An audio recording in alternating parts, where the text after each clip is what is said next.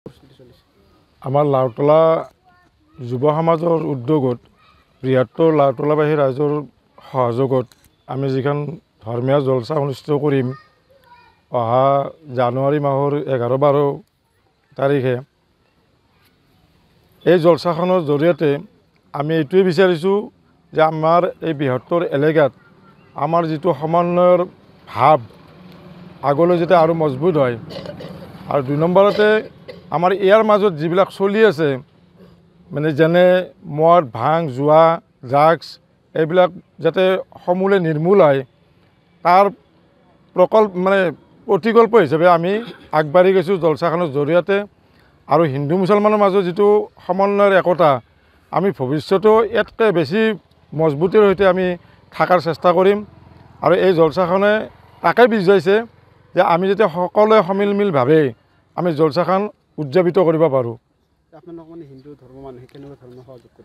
আমাৰ হিন্দু ভাইসকলে যিখিনি আমাক আৰম্ভণিৰ পৰা আজিলৈকে যিমানখিনি আমাক সহায় সহযোগিতা আগবঢ়াইছে আমি সঁচাকৈ নথৈ আনন্দিত আৰু আশা ৰাখিছোঁ আমি পিছলৈ ইয়াতকৈ আৰু তেখেতসকলৰ বেছি সহায় সহযোগিতা আমি পাম।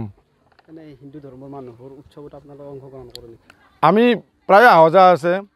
তেখেতসকলে লক্ষী পূজা পাতে, অন্যান্য কিবা সভা পাতে, আমি নিমন্ত্ৰণ পাওঁ আৰু সেই উৎসৱ পাৰ্বণত আমি যিমানখিনি পাৰোঁ আমিও সহায় সহযোগিতা আগবঢ়াওঁ, সহযোগ কৰোঁ।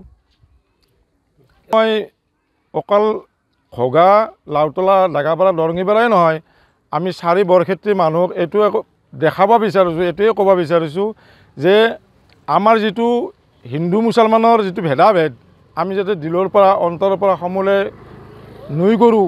নকৰোঁ আৰু ভৱিষ্যতে আমি যি সমাজখনত বাস কৰিম আমি যাতে সকলো ভাইয়ে আমি সমন্বয় আৰু একতাৰ মাজেৰে জিন্দগীটো অতিবাহিত কৰিব পাৰোঁ, সেইটো সকলো ৰাইজলৈ মোৰ বিনম্ৰ আহ্বান।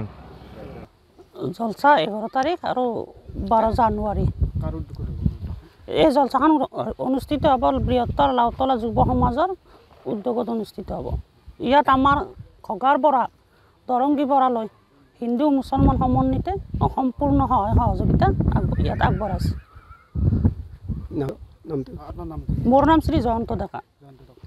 আমাৰ আগৰ পৰাই এই ঘগাৰ পৰা লাওতলালৈকে সকলো পূজা পাতল সকলো কাজ কৰ্ম বিয়া বাহু সকলোতে আমাৰ হিন্দু মুছলিমে অহা যোৱা আছে, সকলোৱে মাতে। আমাৰ ইয়াত কোনো ভেদভাৱ নাই, কোনো আজিলৈকে কাৰো মাজত কাজিয়া পেচালো আজিলৈকে হোৱা নাই, ভৱিষ্যত তাতে নহয়। তাৰে কামনা কৰি এই জলসাখন ভাল হওক। আৰু ৰাইজক কি বাৰ্তা দিব বিচাৰিছে? ইয়াৰ পৰা হিন্দু আৰু মুছলিমৰ মাজত যে কোনো ভেদভাৱ নাই সেইটোৱে বাৰ্তা দিব বিচাৰিছে। জলসাৰ প্ৰস্তুতি আমাৰ পূৰ্ণগতিত চলি আছে, সময়ো বেছি নাই। আমাৰ 11-12 জানুৱাৰী আৰু ইয়াত জলসাখনৰ উদ্দেশ্য হ'ল যে আমাৰ সমাজত যিটো বিশৃংখল দেখা দিছে মদ ভাং জুৱা বা ড্ৰাগছ এই সকলোবোৰ যাতে আমি কিবা কৰি হ'লেও নিৰ্মূল কৰিব পাৰোঁ, অন্ততঃ 100জনৰ আমি 10জনক হ'লেও যাতে ভাল কৰিব পাৰোঁ, এই প্ৰথম উদ্দেশ্য এইটো। দ্বিতীয় উদ্দেশ্য হ'ল আমাৰ যে আমাৰ ইয়াত যিখিনি হিন্দু মানুহ আছে আমাৰ গাঁৱৰ ভিতৰত লাওতলা গাঁৱৰ ভিতৰতে এই মানুহখিনিৰ সহযোগিতা আমি যিটো পাইছোঁ খুবেই ভাল লাগিছে। আৰু ইয়াৰ দ্বাৰা আমি গোটেই অসমবাসীক তথা ভাৰতবাসীক আমি এইটোৱে বাৰ্তা দিব বিচাৰোঁ যে যাতে আমাৰ এই হিন্দু মুছলিমৰ মাজত কোনো ভেদাভেদ নাথাকে, আমি যাতে সম্প্ৰীতিৰে আমি যাতে জীয়াই থাকিব পাৰোঁ, আমি সেইটোৱে আমি উদ্দেশ্য আগত ৰাখি আমি এই জলসাখনৰ আয়োজন কৰিছোঁ।